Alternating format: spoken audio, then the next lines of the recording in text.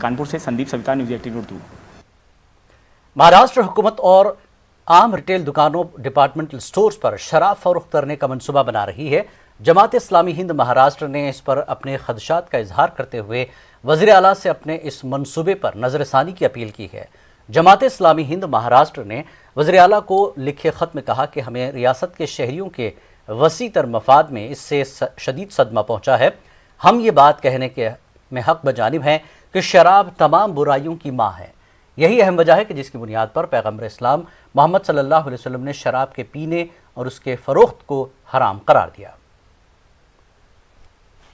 हुकूमत महाराष्ट्र ने अभी एक सर्कुलर जारी किया है जिसके मुताबिक हुकूमत अब डिपार्टमेंटल स्टोर में और आम दुकानों पर शराब फ़रोख्त करेगी। जमात इस्लामी महाराष्ट्र इसको गलत समझती है, इसलिए कि पैगंबर सल्लल्लाहु अलैहि वसल्लम ने जो बात इरशाद फरमाई वो ये है कि शराब ये बुराइयों की जड़ है, जननी है। और आप जानते हैं कि इस वक्त शराब की वजह से बहुत सारे नुकसानात हमारी रियासत को भी और पूरे मुल्क को हो रहे हैं। एक रिपोर्ट WHO की जो हमारे सामने आई है वो चौंका देने वाली है। उस रिपोर्ट के मुताबिक शराब नोशी से 2,60,000 हिंदुस्तानियों की जान जाती है हर साल। इसमें से 1 लाख सड़क हादसे में लोग मरते हैं, कैंसर से 30,000 लोग मरते हैं और भी बहुत सारे मसाइल शराब की वजह से होते हैं।